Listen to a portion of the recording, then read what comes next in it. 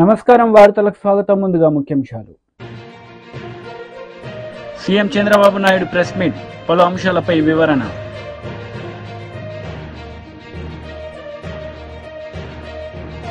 మాజీ మంత్రి Harish Rao press meet, పలు అంశాలపై వివరణ.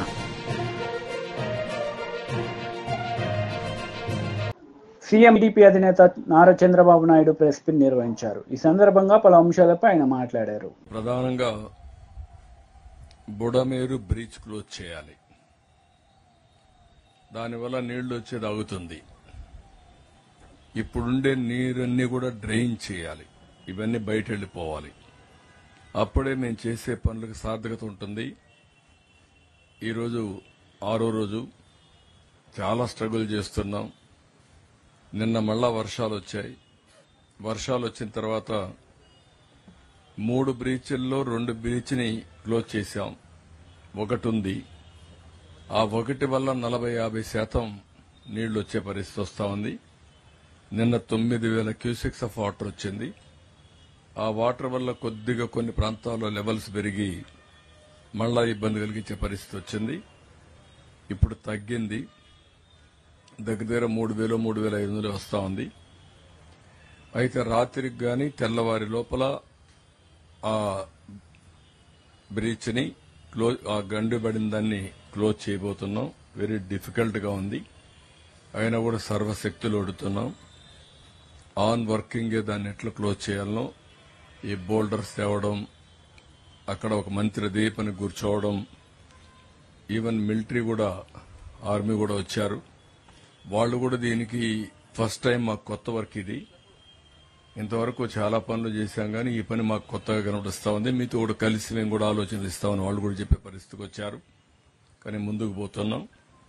కాన్ఫిడెంట్ గా రాత్రి లోపల క్లోజ్ చేయాలని సర్వశక్తులు వినియోగిస్తున్నాం.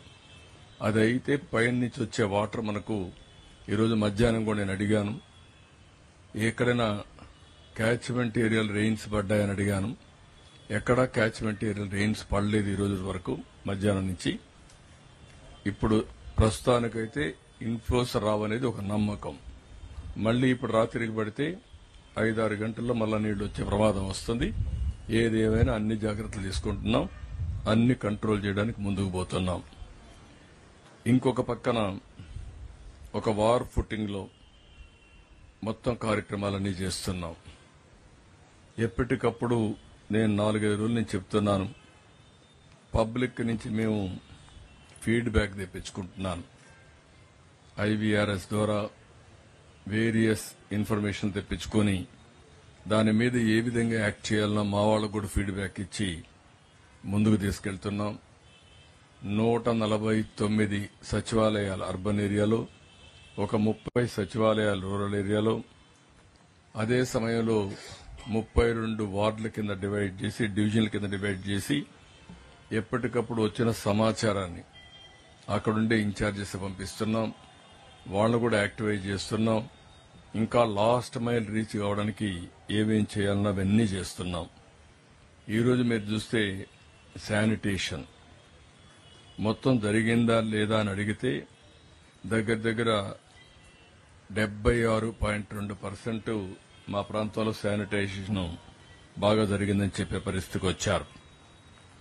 ఇంకా మీ ప్రాంతంలో నీళ్లు ఉన్నాయని అడిగితే 68% నిన్నటి కంటే ఒక 5% తగ్గింది. ఇంకా నీళ్లున్నాయని చెప్పే పరిస్థితికి వచ్చారు. ఇంకొక పక్కన మెడికల్ క్యాంప్స్ రన్ అవుతున్నాయంటే 76% రన్ అవుతున్నాయని చెప్పారు. వైసీపీ లీడర్ మీడియా సమావేశం నిర్వహించారు. ఈ సందర్భంగా పలు అంశాలపై ఆయన మాట్లాడారు. పూర్తి సాక్ష్యాధారాలు కూడా 6వ తేదీ జూలై 6వ తేదీన తిరుపతి బీమాస్ ప్యారడైజ్ లో రూమ్ నెంబర్ 109 సాయంత్రం 4 గంటలకు ఒకసారట. తర్వాత జూలై 17, 2024న అదే బీమాస్ ప్యారడైజ్ లో రూమ్ నెంబరు 105లో మధ్యాహ్నం 3 గంటలకంట. అది కాక ఇదంతా చేసేసి బెదిరిస్తా ఉంటే వాళ్ళ భార్య భర్త చనిపోవాలా, ఏం చేయాలనేటువంటి దిక్కుదోచిన స్థితిలో ఈరోజు హైదరాబాద్కి వెళ్లి ప్రెస్ మీట్ పెట్టారంటే మనం అర్థం చేసుకోవాల్సింది ఒకటే, ఈ రాష్ట్రంలో శాంతి భద్రత ఎలా ఉన్నాయి, ఈ రాష్ట్రంలో మహిళలకు రక్షణ ఎలా ఉంది, ఈ రాష్ట్రంలో తప్పు చేస్తే అధికార పార్టీ వాళ్ళైతే తెలుగుదేశం పార్టీకి సంబంధించిన శాసనసభ్యులైనా మంత్రులైనా ఎవరికి కూడాను శిక్షలు పడవు, వారి మీద కేసులు నమోదు కావు, వారి మీద చర్యలు ఉండవు అనేటువంటి ఉద్దేశంతో ఆ మహిళ హైదరాబాద్లో వెళ్ళి పక్క రాష్ట్రంలో పెట్టిందంటే అర్థం చేసుకోవచ్చు. ఈ రోజు ఇది బయటకు వచ్చి సోషల్ మీడియాలో వైరల్ అయ్యి దానికి సంబంధించినటువంటి కాల్ లిస్ట్ కూడాను ఆవిడ పూర్తి సాక్ష్యాధారాలతో వచ్చింది. 100 కాల్స్, నిమిషాలకు అర్ధరాత్రులు కాల్ లిస్ట్ కూడా రిలీజ్ చేసిన తర్వాత ఈరోజు తెలుగుదేశం పార్టీ రాష్ట్ర శాఖ అధ్యక్షుడు శ్రీనివాసరావు గారి పేరుతో ఆ ఎమ్మెల్యేని పార్టీ నుంచి సస్పెండ్ చేస్తున్నామని చెప్పి చేతులు దులుపుకేసుకుంటారా? అది కూడా ఏం పెట్టారు, మహిళల పట్ల అసభ్యంగా ప్రవర్తించినందుకంట. ఇది అసభ్యంగా ప్రవర్తించినందుక, అత్యాచారం చేసినందుకు ఏమీ పనిష్మెంట్ లేదా? హత్యాయత్నం చేస్తామని బెదిరించినందుకు కేసు తీసుకోరా? కనీసం విచారణ వేయరా? ఆయన మీద కేసు పెట్టరా? ఏం జరుగుతుంది? ఒక సాక్షాత్తు తెలుగుదేశం పార్టీ మహిళా నాయకురాలే వారి ప్రభుత్వం మీద నమ్మకం లేక పక్క రాష్ట్రానికి వెళ్ళి అక్కడ ప్రెస్ మీట్లు పెట్టి నా బాధ ఇదే అని తప్పించుకోండి అక్కడ భయంతో పక్క రాష్ట్రాల్లో ఉంటే, ఈరోజు చంద్రబాబు నాయుడు గారు అదేవిధంగా డిప్యూటీ సీఎం గారు మీరు ఈ మహిళకు మీ పార్టీకి సంబంధించిన ముఖ్యంగా ఆ మహిళా మంత్రివర్యులు, హోంశాఖ మంత్రి అయినటువంటి ఆ హోంశాఖ మంత్రివర్యులు ఒక్కసారి ఇటు చూడండి. ఎటు పక్క పార్టీ వాళ్ళ మీద విద్వేషం చెలరేగి చేస్తూ ద్వేషంతో దాడులు గొడవలు చేస్తున్నారు కదా, మీ పార్టీకి సంబంధించిన బీజేపీ లీడర్ మీడియా సమావేశం నిర్వహించారు. ఈ సందర్భంగా పలు అంశాలపై ఆయన మాట్లాడారు. उसके बाहर 3.5 घंटे इंतजार कराया गया. we were forced to wait for 3.5 hours. इसके बावजूद कि कई लोग उस कमरे में जा रहे थे और आ रहे थे. Multiple people were going and coming from that room. They were entering the room and they were exiting the room. But parents के लिए आप जरा सोच के देखिए, एक माता पिता के ऊपर क्या गुजरती है जब उनको पता है कि मेरी बेटी या बेटा का शव इस कमरे के अंदर है और वो 3.5 घंटे बाहर इंतजार करते हैं केवल और केवल उसे देखने के लिए, और पुलिस उसे अंदर नहीं छोड़ती है, उन्हें रोक के रखती है.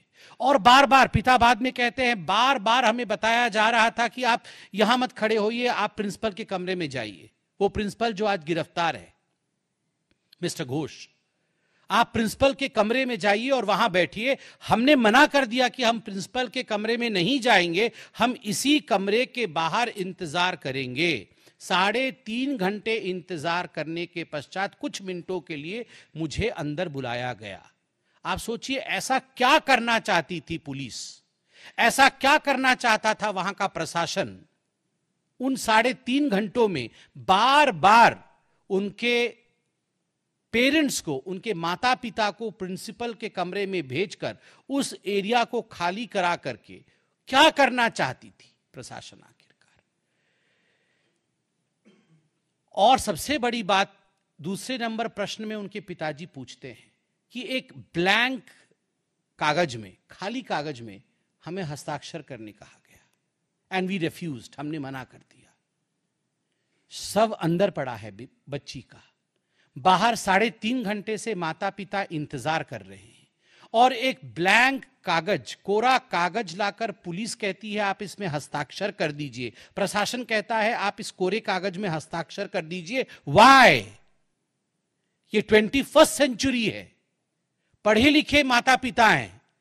मैं तो कहता हूं पढ़े लिखे ना भी हो, आप बैठे हैं, मीडिया बैठी है, जागरूक संसार है, उसके बावजूद look at the audacity of the administration and the police officials to demand a signature from the father on a blank paper.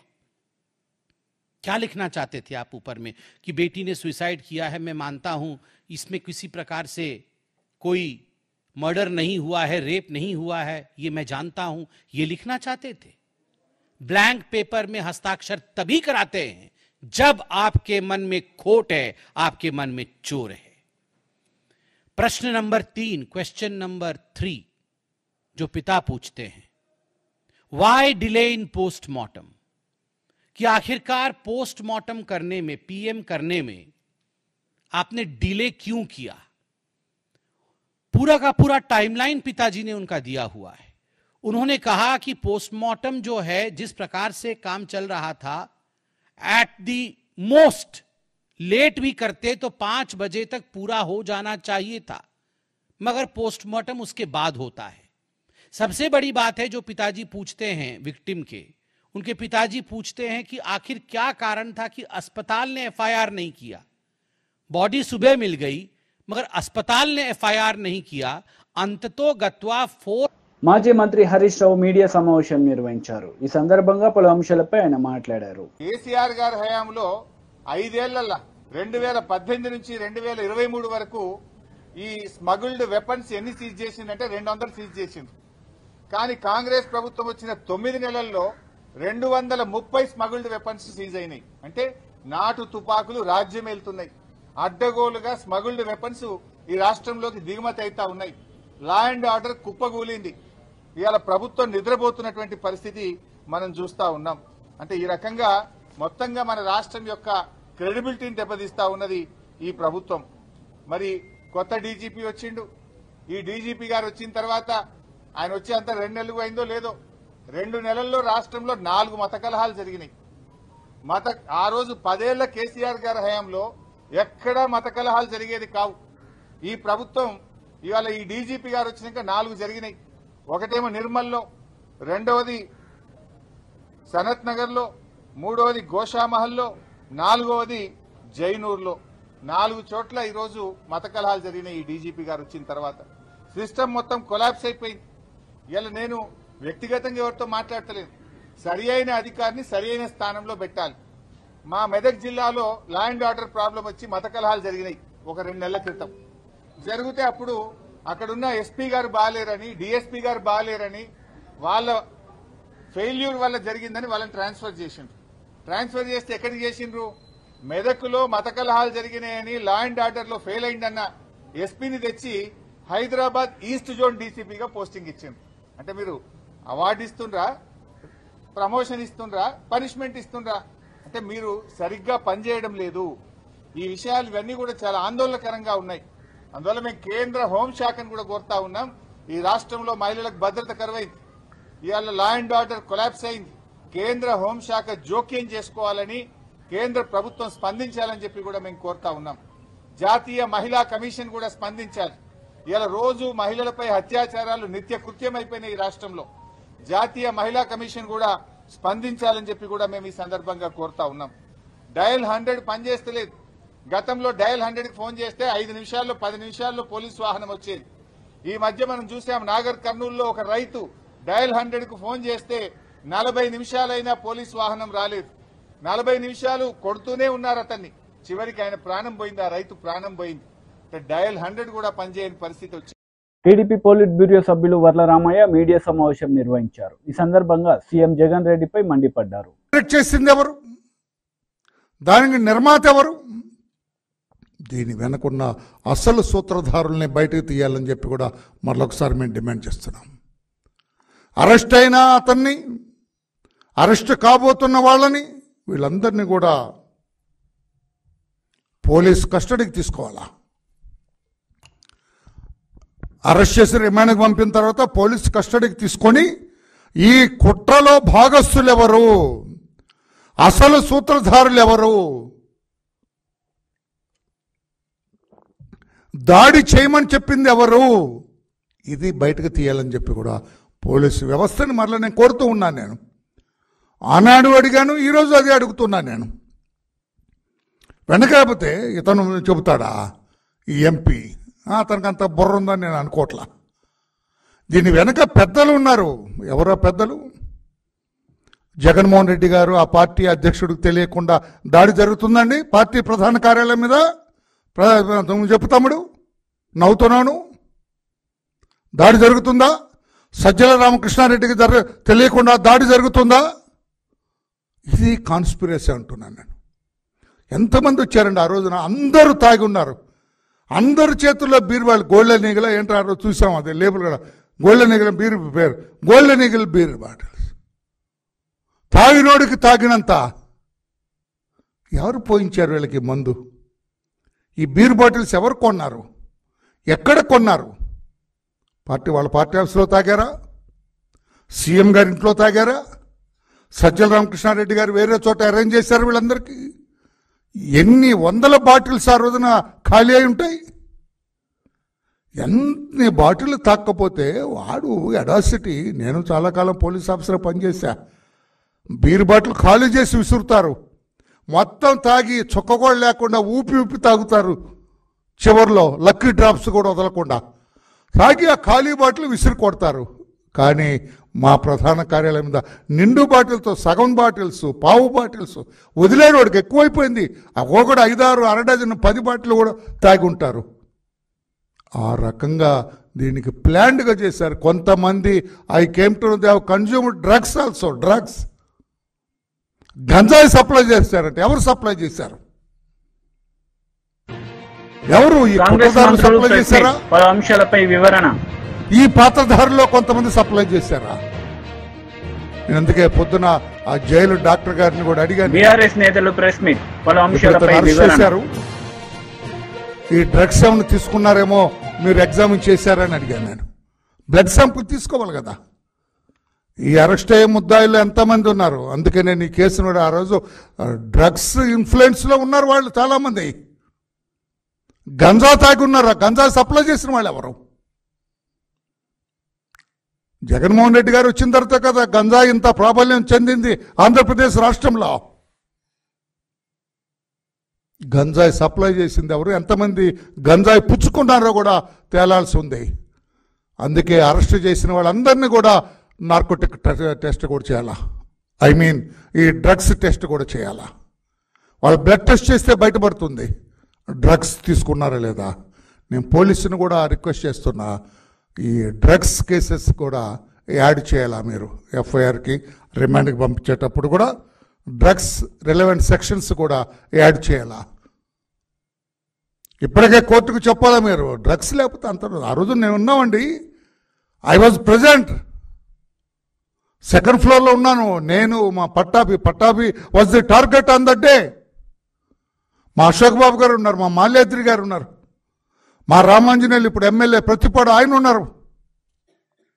మేమందరం we are holding a meeting on that day second floor.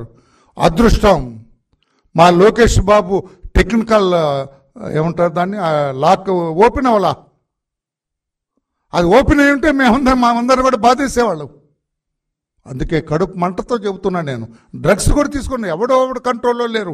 పిచ్చి పిచ్చిగా ఊగుతున్నారు. రాక్షసుల్లాగా behave చేశారు ఆ రోజు party కార్యాలయం మీద. అందుకే పోలీసులు ఇప్పటికే మీరు గట్టిగా పాపం చేస్తున్నారు, ఇంకా గట్టిగా చేయాలా. ఈ డ్రగ్స్ ఎక్కడి నుంచి వచ్చిన వాళ్ళకి, ఎంతమంది కన్జ్యూమ్ చేశారు, ఎవరు సప్లై చేశారు, it is a serious offence. ఇందులో జగన్మోహన్ రెడ్డి గారి పాత్ర ఏంటి, సజ్జల గారి పాత్ర ఏమిటి, ఇంకా ఎవరైనా ఇంటెలిజెన్స్ ఆఫీసర్స్ పోయిన ఆయన ఉన్న what is that man Seetharamanjaneyulu garu, ఆయన పాత్ర ఏమిటి?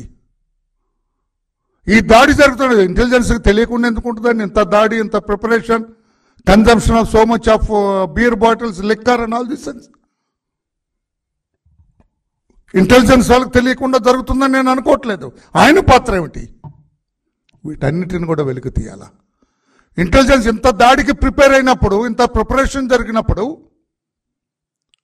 ఈ రకంగా ఆయుధాలు, తర్వాత ఈ మందు, ఇదంతా గంజా అంతా కూడా కూడబెట్టినప్పుడు తెలియకుండా ఉంటుందని నేను అనుకోవట్లేదు. ఆనాటి ఇంటెలిజెన్స్ ఆఫీసర్ సీతారామజనేయులు గారైనా ఆ రోజు కూడా ఆయన కూడా తెలిసి ఉండాలి. తెలిసినప్పుడు ఈ దాడిని ఎందుకు ఆపలేదు? ఈ పాత్ర కూడా, రామాంజనేయులు గారి పాత్ర కూడా ఆ దాడి మీద వెలికి తీయాలని చెప్పి కూడా నేను కోరుతున్నాను. నేను ఇదొక దేవాలయం మీద దాడిలాగా మేము ఫీల్ అవుతున్నాం. ఏ రకంగా అయితే దేవాలయాల మీద దాడి చేస్తే ఫీల్ అవుతున్నారో, మేము కూడా మా పార్టీ కార్యాలయం మీద దాడి చేస్తే అలా ఫీల్ అవుతున్నాం. బీరుబాటలతో ఏంటండి, ఇష్టం ఐరన్ రాడ్లతోటి కనపడిన వాళ్ళతో కొడుతూ ఒక హింసాత్మక చర్య, లా అండ్ ఆర్డర్ లేదు రాష్ట్రంలో చెప్పడానికి అదొక ప్రబల నిదర్శనం అని చెప్పి కూడా నేను తెలియజేస్తున్నా. ఇంతవరకు వాళ్ళు ఎన్ని కార్డులు వేసుకొని వచ్చారండి? నేను పోలీసు వ్యవస్థని అడుగుతున్నా, నేను ఇన్వెస్టిగేట్ చేస్తున్న అధికారులు నేను అడుగుతూ ఉన్నాను, నేను సూపర్వైజ్ చేస్తున్న అధికారులు నేను అడుగుతా, ఎన్ని కార్లు వేసుకొని వచ్చారు, ఎన్ని కార్లు మీరు సీజ్ చేశారు? ముద్దాయిలు అన్నీ ఉన్నాయి కదా, వీడియోలు ఉన్నాయి కదా, కారు నెంబర్లతో సహా ఉంటాయి, వీడియోలో సీసీటీవీలో ఉన్నాయి. మీ ఇంటెలిజెన్స్ వాళ్ళు ఆ రోజు వార్తలు ముగించే ముందు ముఖ్యాంశాలు మరోసారి. CM Chandrababu Naidu press meet, పలు అంశాలపై వివరణ.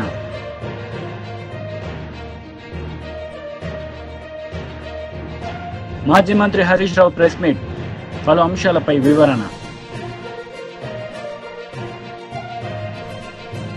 ఈ వార్తలు ఇంతటితో సమాప్తం. తిరిగి ప్రసారమయ్యే వార్తల్లో మళ్ళీ కలుద్దాం. అంతవరకు సెలవు. నమస్తే.